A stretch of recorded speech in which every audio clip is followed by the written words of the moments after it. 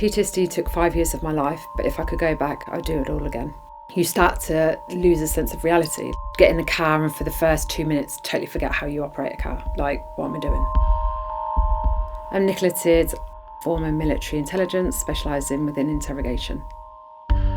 As a child, I was demanding, knew what I wanted from a very early age. My father was in the military and I just thought, where can I go for a career, leave home? And I just thought, I'll look at the Royal Navy. My dad used to do it, let's have a look. And one thing led to another, and before I knew it, I was on a train down to Plymouth to start training. It's a highly male-dominated environment, which I actually really loved, and I kind of thrived being in that environment. I challenged myself to always achieve kind of the male standards. For instance, the fitness test to join the military, I always made sure that I hit the male qualification because then we were equal, and I thought that was really important, and that kind of stuck with me throughout my whole of military career and then on into my civilian career as well. I actually didn't think I was going to train to be an interrogator. I volunteered for something called specialist debriefing, and in my head I thought that was debriefing military coming back from special ops. I love to talk, so I thought it was ideal for me. Then a brown envelope arrived and off I went to the unit to train, and even then I still didn't know what I was doing because they didn't tell us. We sat in this one room and I'll never forget, they said, if you don't want to change as a person, then I suggest you get up and leave now. And I thought, what an odd comment to make. And I actually turned around to one of my friends, who's a very, very good friend of mine now, and as naive as it is, and I said, how much can a thing change a person? I'm not moving, basically. And I stayed there, and boy, was I wrong. Interrogation is about extracting information from the unwilling, so you've got to be ready for the unwilling. People think, are you going to get them in a corner and shout and beat them? No, not at all. So you really have to read the person, and you have to find the Achilles heel of an individual.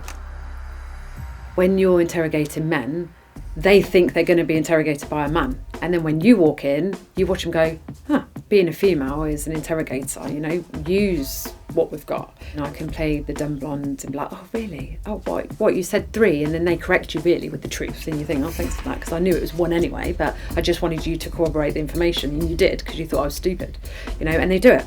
Then you start to extract this information because they feel superior to you. You've got to be creative, and you've got to become them, and you morph into them. You start to lose a sense of reality and think, well, is this my reality or is this their reality? These are the things that I'm saying is pressing psychologically, because there's times in interrogation that not only are you creative, but your moral compass swings back and forth. The first time I realised something was wrong, the Royal Navy deployed me to Italy. And it was my dream job. I was born in Italy. My dad's final job in the Royal Navy was in Italy. And so I should have been on cloud 9. And I was really reserved about it. And I was really anxious, which was just really out of character. I knew that I really wanted to do it. I just couldn't connect emotionally to it. I went out to be a PA to an admiral out there and look after him. And he ended up looking after me. PTSD, some say it's like a black hole, and you actually see like a black hole in your head. I'd answer the phone, and then before I'd even put the phone down, I couldn't remember who was on the phone. I would get in the car and for the first 2 minutes, totally forget how you operate a car. I just was like, what am I doing? My skin started breaking out into kind of like hives. It was just horrific. I had scars everywhere that appeared, and they thought I had a brain tumour. It was quite scary because all my family was back in England. I was on my own out there. And I felt very isolated, and I just started getting worse and just losing a sense of self, and got sent to Birmingham to the hospital there. The problem was the Navy didn't know that I'd actually, 1, been an interrogator, 2, deployed operationally. They thought by my record that I'd just been on a base doing an admin job. And then when they realised that I'd been seconded into the army and what I'd actually done, they said, right, let's look psychologically.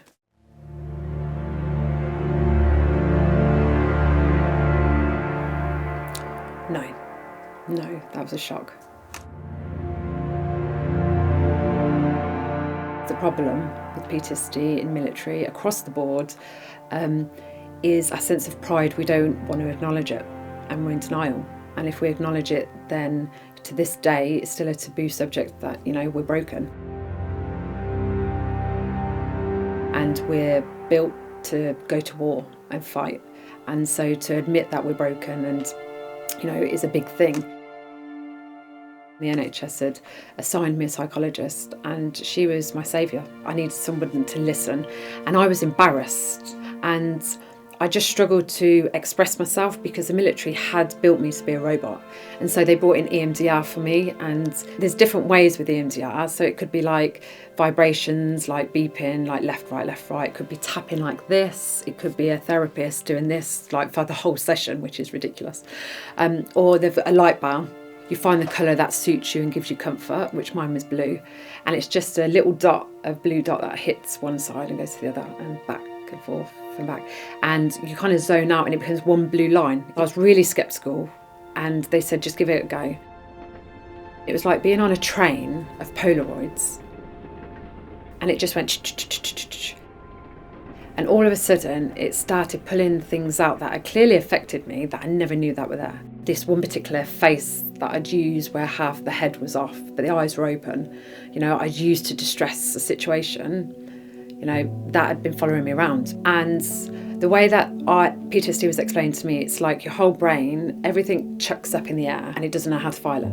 And EMDR lifts it all back up and it goes and it starts to file it. So now I can see the image and it's very pixelated and I feel no emotional attachment whatsoever. Not everyone agrees with the EMDR. I don't think every therapist supports EMDR, but for me, it was what saved my life. My whole life I've wanted babies. PTSD is stress, and even the strongest of women that are healthy going through IVF, the level of stress it brings on the body. How many stories have you heard where as soon as they stopped and they relax, they feel pregnant? And they give me a 20% chance of ever being a mum. And that was rapidly decreasing. Probably about 7 months later, I went for a blood test just to see if that was the end of the road, if no further treatment could happen. And they rang me and said, you're already pregnant.